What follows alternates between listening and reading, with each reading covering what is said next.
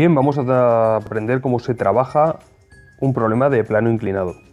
Como bien dice el nombre, un problema de plano inclinado es aquel en el que el cuerpo está situado sobre un plano que tiene una cierta inclinación respecto a la horizontal. No es un problema en el que se aplican fuerzas inclinadas, sino que lo que está inclinado es la superficie sobre la que está colocada nuestro cuerpo. Esta es la superficie sobre la que está nuestro cuerpo. Este es nuestro cuerpo. Y este ángulo de aquí es el ángulo de inclinación de la superficie respecto a la horizontal, lo llamaremos alfa. Bien, vamos a ver en el caso del plano inclinado cómo intervienen las fuerzas que ya hemos estudiado, cómo hay que colocarlas, cómo hay que estudiarlas y cómo hay que hacer el análisis de fuerzas. Bien, lo primero que tenemos que tener en cuenta es que cuando trabajamos en un plano inclinado, los ejes cartesianos, el eje X y el eje Y, con los que estamos acostumbrados a trabajar, no se encuentran en horizontal y en vertical como nosotros estamos acostumbrados a trabajar en otros problemas. En este caso, el eje X y el eje Y giran junto con el plano inclinado. Este será nuestro eje X y este será nuestro eje Y. ¿De acuerdo? Bien, una vez que sabemos esto, vamos a identificar las fuerzas que intervienen de entre todas las fuerzas que hemos estudiado. La primera, siempre en este orden, la primera fuerza que vamos a identificar siempre es el peso. El peso, recordad que es una fuerza que siempre va en sentido vertical y hacia abajo. Da igual la inclinación que tenga tanto los ejes como el plano. Por lo tanto, el peso es una fuerza que es vertical y hacia abajo. Este es el vector peso. Bien, la siguiente fuerza que tenemos que identificar es la normal. Recordad que la normal es la fuerza que aplica la superficie sobre la que está apoyada el cuerpo, sobre ese cuerpo para mantenerlo. Y que la normal siempre es perpendicular a la superficie de apoyo y en sentido contrario a donde está esa superficie. Como la superficie ya hemos dicho que es esta,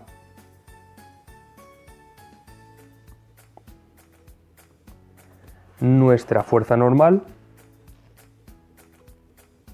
va de esta manera. Esta de aquí es nuestra fuerza normal. Vector, fuerza normal.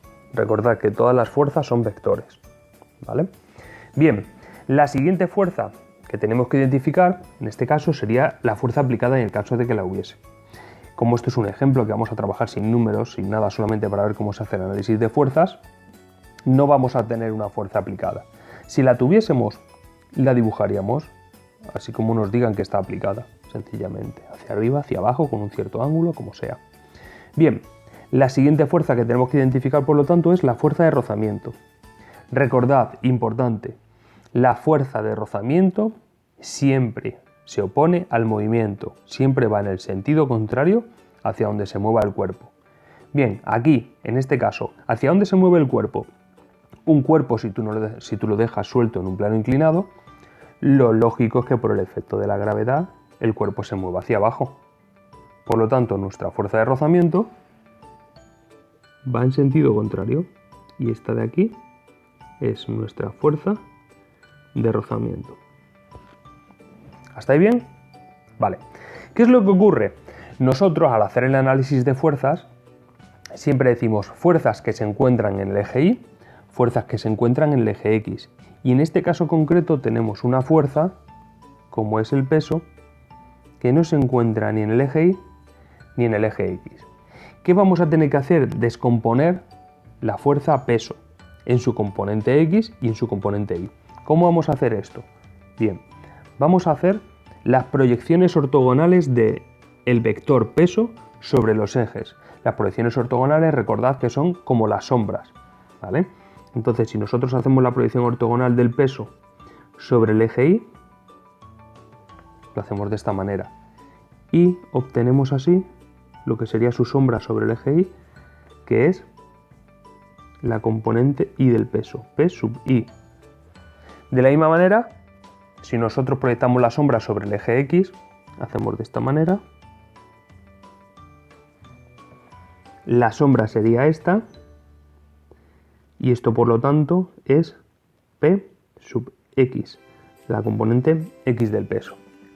Recordad que siempre que trabajamos con las componentes de un vector, esas componentes sustituyen al vector. En el momento que trabajemos con P sub X y P sub Y, no tenemos que trabajar con P. ¿De acuerdo? Bien, vamos a ello.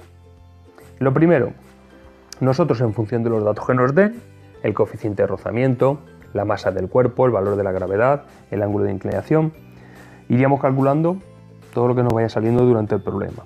En este caso, como no tenemos datos numéricos, vamos a dejarlo todo en función de las letras. El peso, como siempre, es igual a masa por gravedad. Aquí ya no pongo el carácter vectorial. ¿Por qué? Porque aquí estoy trabajando solamente con el módulo del vector peso, ¿vale? Con el valor, cómo es de grande. Por lo tanto, la flechita de aquí arriba ya no la pongo. Bien, peso es igual a masa por gravedad. Ahora yo tendría que ver cuánto vale P sub X y cuánto vale P sub Y. Cuando nosotros descomponemos un vector en sus componentes, la componente X es el vector por seno o coseno del ángulo y la componente Y es vector por seno o coseno del ángulo. Ahora tenemos que ver qué componente va con el seno y qué componente va con el coseno. Y aquí lo que tenemos que tener claro es que este ángulo de aquí, el ángulo de inclinación del plano, es exactamente igual que este de aquí. ¿De acuerdo? Porque los lados que lo forman son perpendiculares entre sí. Entonces, ahora, una vez visto eso, decimos, venga, teniendo en cuenta este ángulo de aquí arriba, este, ¿su cateto opuesto cuál es? Este de aquí. Y ese cateto opuesto corresponde con la componente X. Por lo tanto, como es el cateto opuesto, la P sub X será P por el seno del ángulo de inclinación. Y la P sub Y, ¿cómo coincide con el cateto contiguo? Tendremos que es P por el coseno del ángulo de inclinación. Y ya tenemos descompuesto nuestro vector peso en sus componentes X y su componente Y. La componente X, como vemos en el dibujo, apunta al sentido negativo del eje X y con esta expresión obtendríamos cuánto vale. Y la componente Y apunta hacia el sentido negativo del eje Y y con esta expresión tendríamos cuánto vale su módulo. Pues ahora vamos a hacer nuestro análisis de fuerzas, como siempre. Primero, con el eje Y. Llegamos aquí y decimos, venga, fuerzas que hay en el eje Y. Como siempre, al principio, fuerzas positivas, ¿vale? Su sentido es el sentido positivo del eje Y. En este caso, la normal. La normal. Fuerzas negativas. En este caso solamente la P sub Y. Menos P sub Y. Tercera ley de Newton, sumatorio de fuerzas igual a masa por aceleración. Oye David, ¿por qué no pones el carácter vectorial? Porque estoy trabajando solamente con los módulos. Y por eso al P sub Y ya le he puesto el signo menos delante. ¿De acuerdo? Bien, en el eje Y, en este eje, ¿nuestro cuerpo se está moviendo en este eje? No. Por lo tanto, automáticamente, la aceleración en el eje Y es 0. Y tenemos que la normal menos P sub Y es igual a 0 y por lo tanto la normal es igual a P sub Y. Ya tenemos aquí cuánto vale la normal. Ahora vamos al eje X. Eje X. En nuestro eje X, fuerzas en sentido positivo del eje X, la fuerza de rozamiento.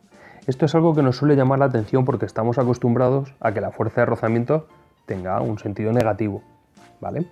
Pero en este caso, nuestro criterio de positivo o negativo es, estando en el eje X, hacia la derecha positivo, hacia la izquierda negativo.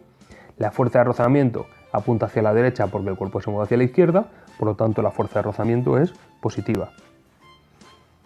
Eje X, fuerzas positivas, la fuerza de rozamiento.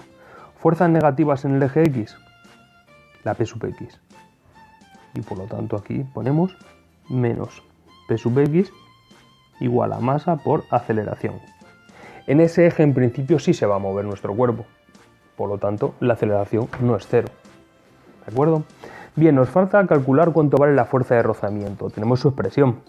La fuerza de rozamiento es igual al coeficiente de rozamiento por la normal. Y la normal, ya tenemos ahí cuánto vale, es igual a P sub I. Y el coeficiente de rozamiento es un dato que me suelen dar en el enunciado. Y si no me lo dan, es el que me piden. Una vez llegado a esto, yo tengo fuerza de rozamiento menos P sub X igual a masa por aceleración. Yo con los datos que me diesen, yo iría sustituyendo y de esa forma podría calcular la aceleración o la masa que tiene que tener el cuerpo para que ocurra una determinada cosa, aunque vamos a ver ahora en un periquete que la masa da igual. Me podrían pedir el coeficiente de rozamiento que tiene que tener la superficie de contacto con el cuerpo para que el cuerpo, por ejemplo, no se mueva y cosas así. Pero el análisis de fuerza es este. Ahora lo que os voy a demostrar es por qué no influye la masa, ¿vale? Que lo que yo tenga en este plano inclinado, da igual que sea un camión o que sea una caja de zapatos, ¿vale? Lo vamos a ver aquí. Mirad, la fuerza de rozamiento es nu por la normal. La normal es P sub I. P sub I, P por el coseno de alfa y P masa por gravedad. De esa forma yo tengo que la fuerza de rozamiento es el coeficiente de rozamiento por masa por gravedad por el coseno del ángulo de inclinación. La P sub X yo tengo que es masa por gravedad por el seno del ángulo de inclinación y esto es igual a masa por aceleración. Bien.